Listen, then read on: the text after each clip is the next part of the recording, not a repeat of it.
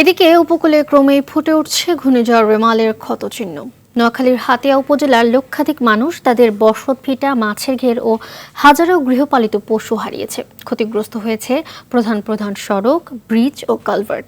এদিকে বরগুনায় 46,912টি পুকুর তলিয়ে প্রায় 35,40,00,000 টাকার মাছের ক্ষতি হয়েছে। প্রতিনিধিদের রিপোর্ট, জানাচ্ছেন ইমরুল কায়েস। নগদে 500 টাকা বা তার বেশি পেমেন্টে পেতে পারেন ঢাকায় জমিসহ 20 কোটি টাকার পুরস্কার।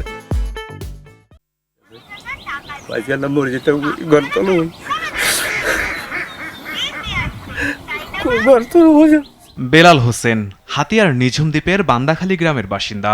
ঘূর্ণিঝড় রেমালের অস্বাভাবিক জোয়ারে পুরো এলাকা প্লাবিত হলে স্রোতে ঘর ভেসে যায় তার ঘরে থাকা স্ত্রী ও শাশুড়ি কোনো মতে রক্ষা পেলেও সর্বস্ব হারায় তারা। সকালে দেখি ঘর নাই। শুধু বেলাল হোসেনই নয়, ঘূর্ণিঝড়ে ক্ষতিগ্রস্ত হয়েছে উপজেলার লক্ষাধিক মানুষ। চারিদিকে শুধু ক্ষতর চিহ্ন, তার উপরে আবার দেখা দিয়েছে খাবার সংকট। সবচেয়ে বেশি ক্ষতির শিকার উপজেলার চরাঞ্চলের বাসিন্দারা।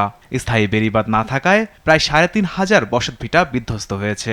ক্ষতিগ্রস্ত হয়েছে প্রধান সড়ক, ব্রিজ, কালভার্ট। বন্ধ রয়েছে দ্বীপের এক প্রান্তের সঙ্গে অন্য প্রান্তের যোগাযোগ। বেড়িবাঁধি সব সিঁড়ি চলে গেছে, সব দোকানদার মাল সব চলিয়ে গেছে। সরকার যা স্বাভাবিক ব্যবহার ছিল এগুলো ছিটে গেছে।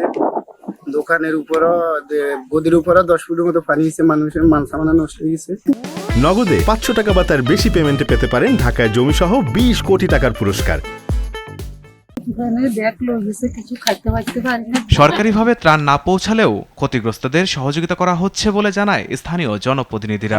ঘূর্ণিঝড়ের প্রভাবে প্রায় আনুমানিক 200 কিলোমিটার মতো রাস্তা আপনার একদমই নষ্ট হয়ে গেছে। মাটির কাঁচা রাস্তাগুলো, মানুষ যে রান্না করবে সেরকম অবস্থা ওটাও নাই।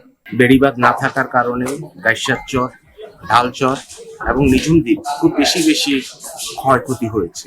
ঘূর্ণিঝড় রেমালে বরগুনায় 35,40,00,000 টাকার মাছের ক্ষতি হয়েছে। জেলা মৎস্য বিভাগ জানায় 46,912টি পুকুর, 2,135 হেক্টর জলাশয় তলিয়ে প্রায় 50,000 জেলে পরিবার ক্ষতিগ্রস্ত হয়েছে। ধার দেনা ও ঋণ নিয়ে মাছ চাষ করলেও ঋণ পরিশোধের দুশ্চিন্তায় হতাশ জেলেরা। এমন পরিমাণ পানি হয়েছে যে পানিতে আমরা কুলাইতে পারি না। 4 থেকে 5 লাখ টাকার ক্ষতি হয়ে গেছে। আমরা এই জায়গায় 10 লাখ টাকার আদার জায়গায় খাওয়ানো হয়ে গেছে আমার। ঘূর্ণিঝড়ের আঘাতে লন্ডভন্ড হওয়া শেষ সম্বলটুকু গোছাতে ব্যস্ত দুর্গতরা। ত্রাণ সহায়তা না পাওয়ায় ক্ষোভে ফুঁসছে তাদের অনেকেই। আমরা তলাই কাজে ভাঙ্গে, আবার গড়ি, আবার ভাঙ্গে, এরকমই চলতে থাকে। কাজে আমাদের কোনো পরিবর্তন নাই, কোথাও থেকে কোনো সহযোগিতা পাইতেছি না। অন্তত আমরা স্থায়ীভাবে জানি আমরা থাকতে পারি, সরকার জানি আমাকে এই ব্যবস্থাটা করিয়ে দেয়। তবে ক্ষতিগ্রস্তদের তালিকা করে সহযোগিতার আশ্বাস দিয়েছে জেলা প্রশাসন। এদের সহযোগিতাটা অবশ্য আমরা এই মুহূর্তে আমাদের এখান থেকে তো করার সুযোগ থাকে না। আমরা সেন্ট্রাল থেকে কিছু সাহায্য যদি পাই তখন সেটা আমি সেভাবে ডিস্ট্রিবিউট করব। ইমরুল কায়েস, RTV।